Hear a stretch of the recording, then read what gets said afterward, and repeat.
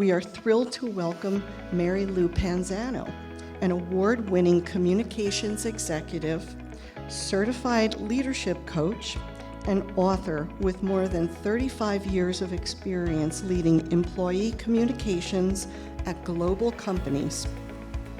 Mary Lou is also a longtime supporter of and advocate for MPAC.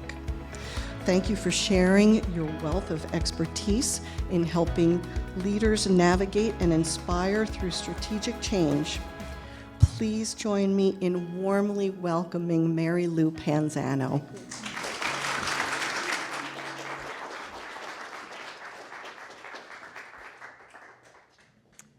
Well, it's confession time. I started my career in communications as a manager of communications in the law department at Prudential. And at that time, Prudential was going through a major transformation, one that was over 100 years old. It was moving from a mutual insurance company owned by its policyholders to a publicly held company owned by shareholders and investors. Now, every part of the company was going through major change. And I was aware of this, but I saw a posting for that job and it looked really interesting. So I applied for it, and they picked me. Now I had my own office. I was very excited. Go to meet my boss, my new boss, on the first day. I walk into his office, and he goes, "Oh, I'm so glad that you're here." I'm like, "Me too, I'm really excited." He goes, "Grab a pad and a pen. We're going across the street." I said, "What's across the street?" He said, "The AV studio."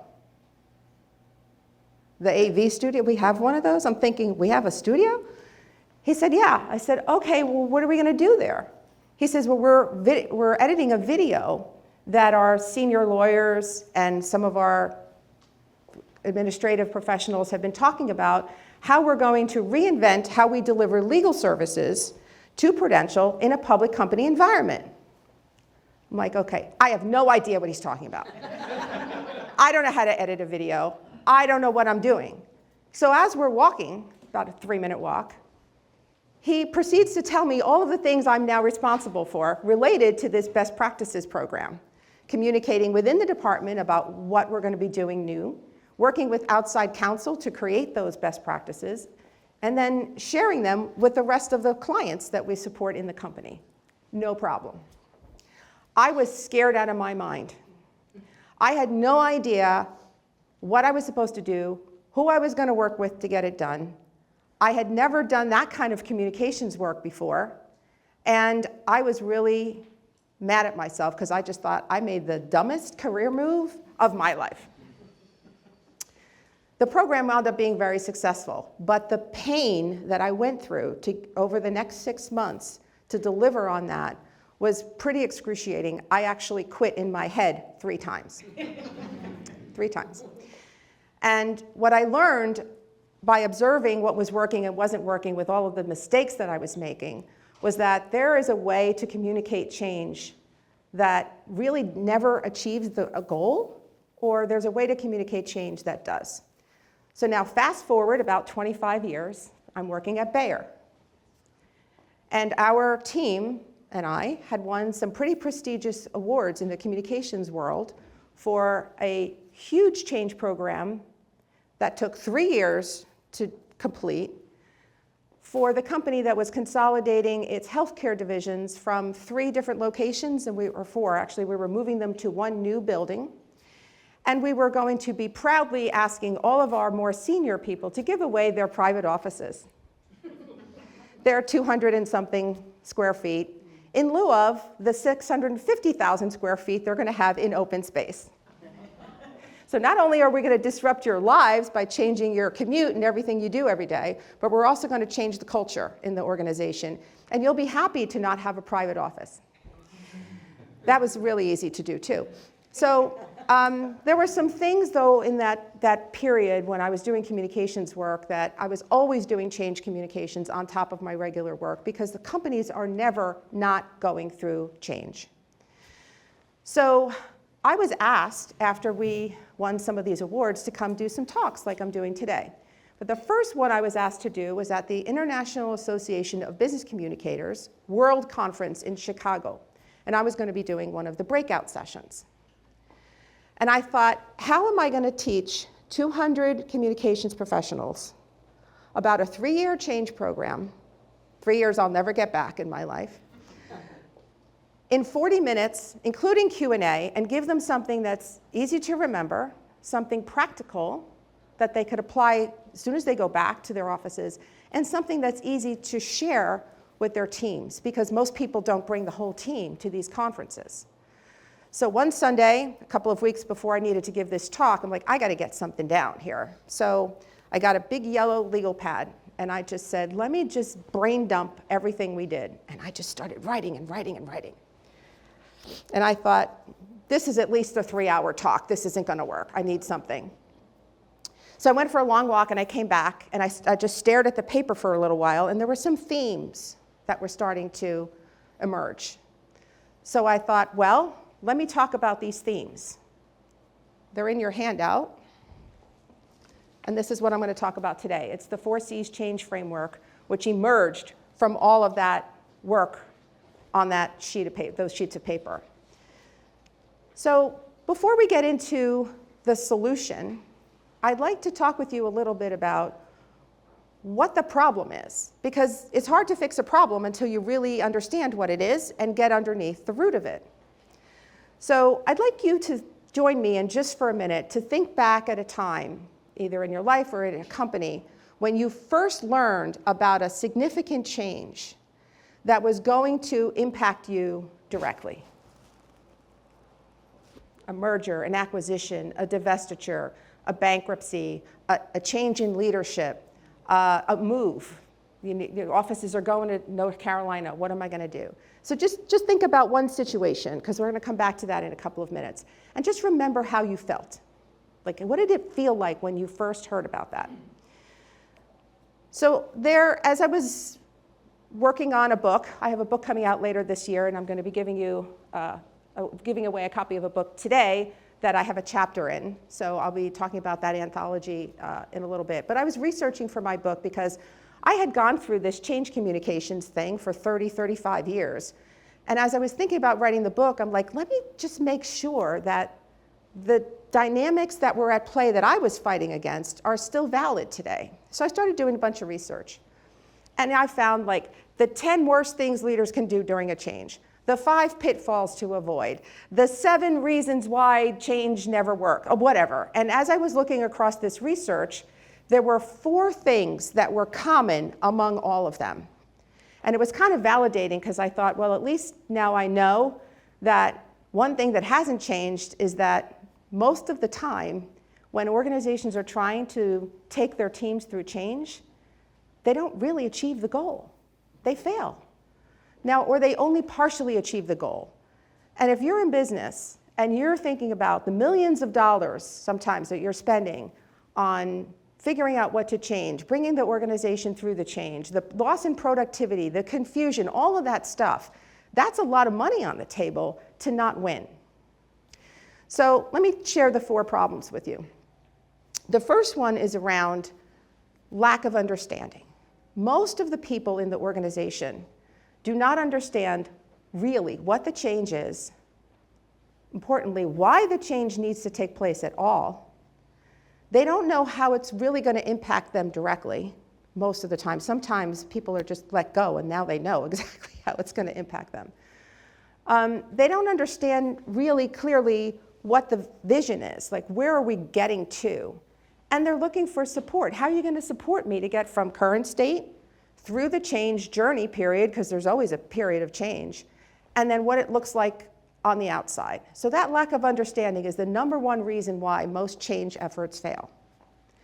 The second one is that as leaders are thinking about what they need to do next in their organizations, they're usually months and months ahead of the organization. They're hiring consultants, spending millions of dollars a lot of times to look at market conditions, consumer demands, environmental changes, opportunities. Maybe they have a gap in their portfolio and they're looking to acquire a company. But they're months and months ahead. And they know stuff that most people don't know in the organization. So then they come out of the town hall meeting and they announce, we're going to change X. Now they've got all this background, but nobody else does, or most of the rest of the organization doesn't. So that lack of transparency makes people feel disconnected. They're like, you don't know what my day is like. Yeah, now you're going to disrupt it.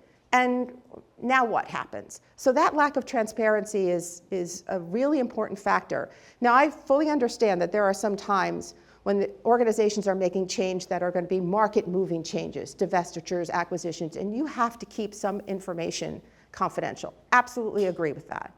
At the same time, there's a story underneath that you may not be willing to tell, because maybe you missed an opportunity, or you made a mistake in a previous decision, or something that you've done that you thought was going to work doesn't work, and you don't want to own up to that as a leader. But people sniff that out. They can tell that you're not being fully transparent or authentic about something. The third reason, and I thought this was kind of interesting, the third reason is most of people in their companies have a very strong affiliation with where they work. They have friends at work, sometimes even family members at work. They love the work that they do. They align with the purpose, not always, but in the large majority of cases. That affiliation is a really strong and powerful motivator for people. It's why they get up to go to work every day. Well, when the company comes in and says, we're going to disrupt that, they're like, wait a minute, don't mess with my stuff. Who has children in this room? How many times have you gone into your kid's room and you start picking up clothes and you start moving things around, and either they come in or they're there and they turn around and they go, Mom, Dad, like, what are you doing? Like, don't mess with my stuff. Like, I know my thing. I know where everything is. It's cool. Leave me alone. So that causes a level of resentment, because it's like, I know my thing, I'm doing my thing, and now you want to come in and change it all? And that's just the change at work. Most employees are going through 6, 7, 8, 9, as much as 10 major changes in the organization at the same time. Technology changes, process changes, leadership changes, office changes, there's lots of it. And then they go home and life happens. No wonder people are burning out. So that was the third reason. I thought that was really sort of an interesting one. And the last one is just, I think we can all relate to this, is fear. Most people fear the unknown. They don't like uncertainty. Most people really don't say, hey, we're going to change today. I'm so excited about it. Most people don't want to do that. Now, leaders generally have gotten to their status and to their level of leadership because they are risk takers. They're more likely to step out of their comfort zone. They're more likely to be able to deal with uncertainty in a more healthy way than most other people are. And that fear is paralyzing for employees, because they're just like, now what are we going to do? So those are the 4 main reasons why most change efforts fail. And all of them relate to some degree to a level of communication. There's a lack of communication in how those elements are handled in organizations. So that's the problem. Now, a couple of minutes ago, I asked you to think about a situation that impacted you directly. How many of you felt there was a lack of understanding? How many of you felt there was a lack of transparency? How many of you felt that there was this disruptor factor that was entering into your world? And how about the fear part? Who had their hand up for all 4? I do, because I lived in corporate America for over 40 years. And so I was not only the person to some degree helping to communicate this change, but I was also someone impacted by the change. So I get it. I understand all of that. So now that we know what the problem is, let's talk about the fix. And I just want to point out that on your handouts, I have a small little model here. This is what I'm going to be talking about if you want to follow along. So the first solution, and this is a bit of a recipe. I'm going to give you the ingredients here for this recipe. The first piece is clarity, knowing the goal and sticking to the goal. I cannot tell you how many times I was called in, and usually not at the very beginning, when they're ready to make the announcement. So the leaders have all this background I don't have, and now it's my job to interpret what they think they want to do and make sense of it, right? Done it plenty of times. Hey, that was really good. Okay, thanks. I just made it up. I'm glad it works for you. But the point around clarity is that, for the most part, employees need to understand the elements of what the change is, why the change is happening, how the change is going to impact them, how we're going to help them to get from point A through the change to point B. What's it going to look like and feel like on the other side of the change? And that process usually takes many, many months. Now, there are always going to be developments that are happening in the organization, in the world, in the environment, with the competitive markets, whatever, that could maybe tweak how you make the change, but the vision should be crystal clear. And you can't just deliver it once. You need to repeat it over and over and over again. You need to make sure your leaders are all singing from the same hymn book. So having that message platform is critical, and you need to stick with that. So the first one is clarity. The second one is connection. Most organizations know what they want to change, and they know where they want to get to, but they haven't quite figured out the path. The path is where you involve and you engage your employees, because employees are on the front lines. They know your customers. They know how things operate every day. They know what works. They know what doesn't work. They know what frustrates them. They know what they like about their work. Why ignore that? Invite them in. Find ways to engage them in helping you find the solutions to how you get from point A to point B. Now, most organizations either have a project management protocol that they use, or they bring in people to do project management or change management for projects. We're talking about change communications. The way you connect with employees is a communications challenge, not necessarily a process challenge. So use your people. The third, so that's connection. The third one is caring. How many people hear about caring in the workplace anymore? I hope many of you do. But caring about the impact that the change is going to have on your people is one of the things that gets missed most often in change communications work. I have had the great pleasure of having to downsize my team more than once in my career. Restructurings, budgets, whatever. And I'm not talking about people who are not performing. That's a little bit like cutting the fat. This is cutting muscle. And sitting across the table from somebody, having written the message that all the other managers are going to have to deliver about what this is and why it's happening and it impacts your job, and here's HR to help you, with your package. It's the most awful thing I ever experienced as a leader, and it's the thing I hated most. But there's a way to do it so that that person feels respected, cared for, and dignified.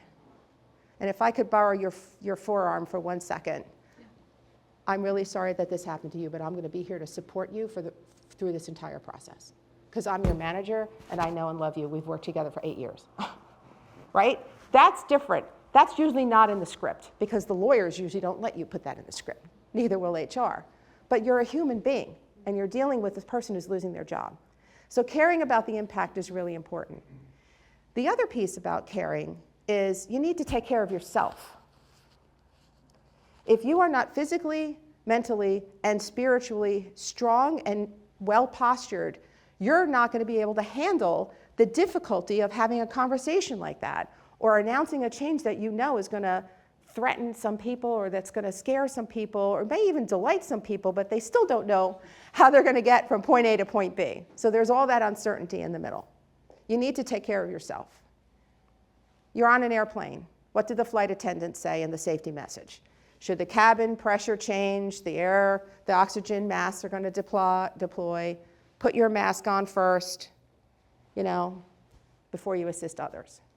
Well, why is that?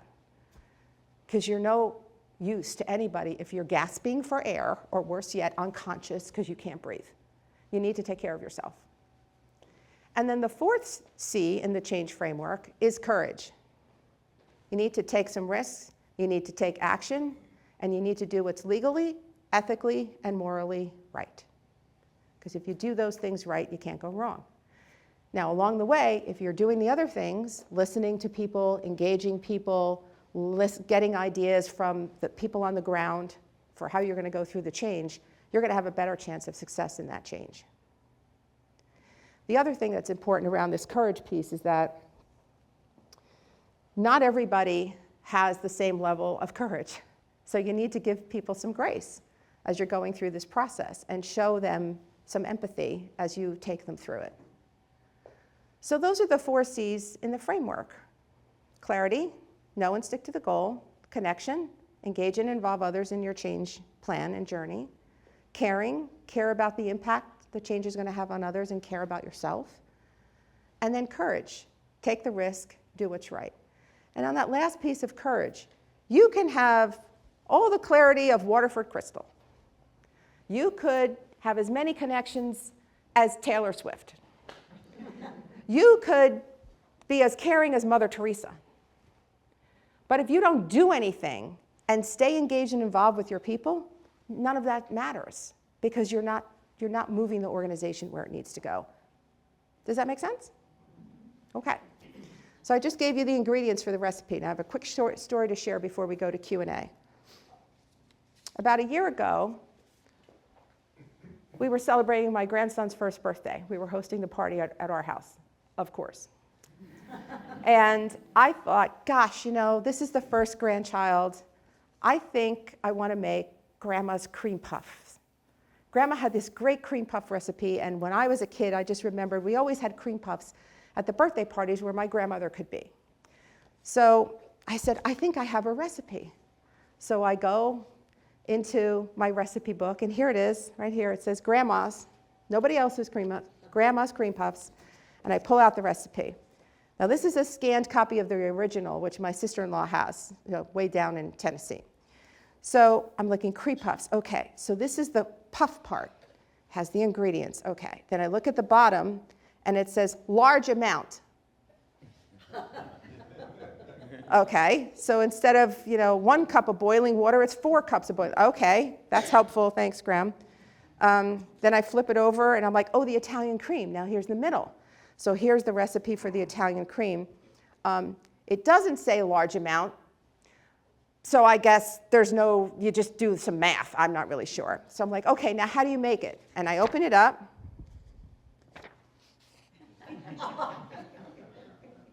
There's no instructions. How do you get from ingredients to a delicious great puff? I have no idea. Now, I could have easily done a Google search or gone to the Food Network or wherever to found a cream puff recipe, but it wouldn't have been Grandma's. So I went like this, and I bought an ice cream cake. Because it was June. But my point is that I only had time today to share the ingredients with you, and that's not really fair because I want to give you the instructions also. So on your cards, I wanted to let you know that the instructions I call for how to take this approach and bring it to life and give it motion are called the 12 Principles of Prosperity. They're written on your card, and there are 3 of them that align with each of the 4 C's. Now, these principles are behaviors that you as leaders will benefit from adopting as you take yourself or an organization through change, because you can apply this model to your personal life too. Just think about it for a minute. So I have a blog on each one of these on my website. That's the label of the blog, and those are the principles of prosperity. They're based on time-honored leadership principles that help you live a fulfilling, successful life of prosperity, however you define that for yourself. So on the card, you'll find what the 12 principles are, and then there's also information on how you can reach me, either on LinkedIn or my website is there as well, helppeopleprosper.com. And you can learn more about the principles there, and then you'll have the ingredients. So one thing I can certainly say from experience is that organizations, even in today's technology world, do not run themselves, I don't think, unless somebody can prove me wrong in the room. People run organizations. So if you want to take your organization through change, it starts here. It starts with the leader. It starts with you. So these behaviors are things that can help you tweak some of the things that you're doing so that you can achieve more success in what you're trying to change in your life or in your business. And with that, I open it up for questions. Thank you.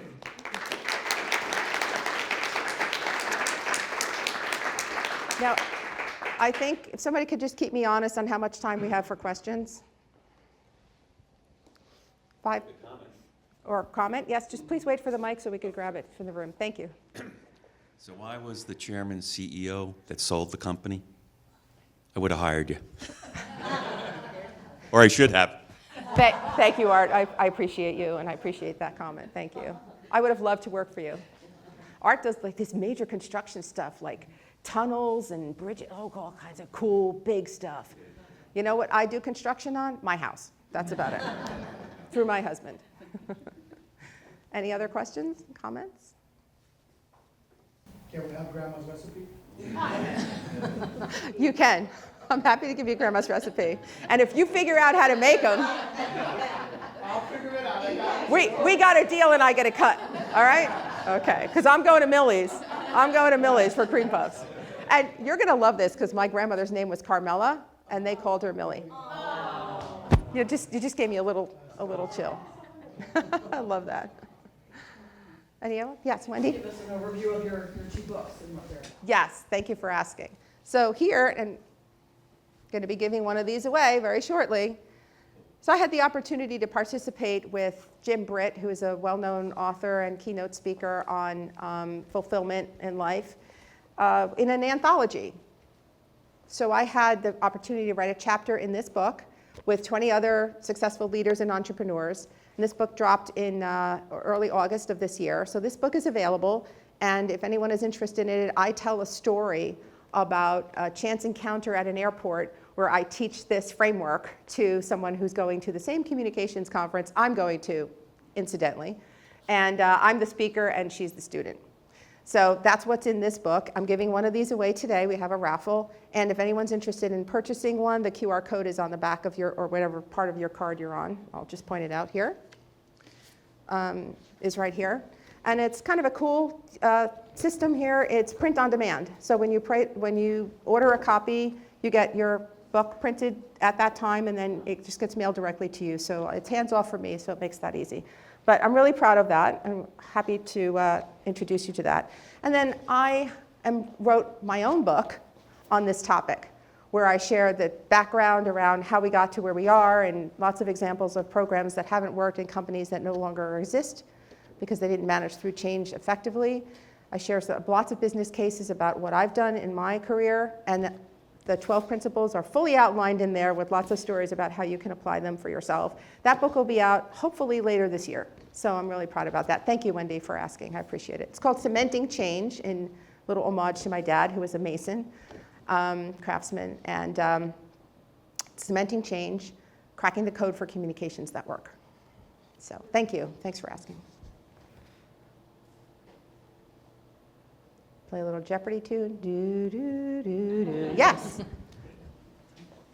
What do you think are some ways to help, like if you're in a big organization and there's a decision made from a very senior level and some of the mid-level managers have to communicate to their employees, you know, the decision of the very senior level decision maker? What do you think the companies can do to help bridge that communication gap?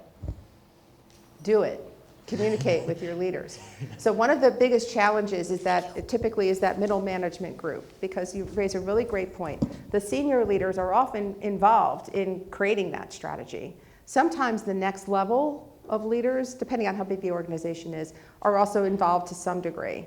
But the real nugget, and we had done some research on this when Bayer was in the throes of acquiring Monsanto a number of years ago. And there was we did some internal studies, some research to find how are people feeling about what's going on right now. And one of the questions we asked is, do you understand the deal, the agreement, and do you agree with it? Well, what was interesting in that is at the top 2 levels, there was a high level of understanding and agreement with the deal. And for employees, it was a little less so. But that next 2 levels, like directors and managers, the differential was huge. They were far less understanding and far less in agreement. So that told us we missed the opportunity to engage and involve our management levels in what's really happening here.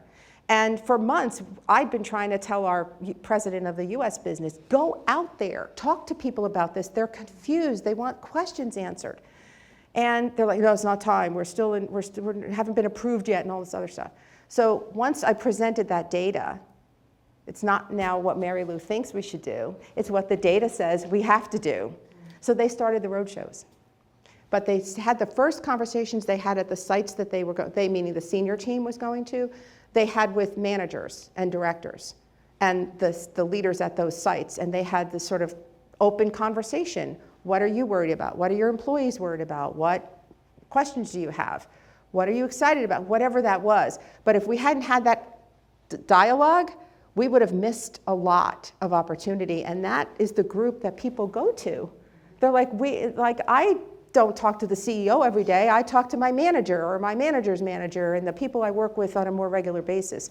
So that's a huge element of the communication strategy planning work. You've got to bring that group in because that group is going to carry you. And a lot of times that group gets, here's your package, go, speak. They don't want that. They need that information, but they want to be sure they understand it and that they can translate in their head, what does this mean for me and my group?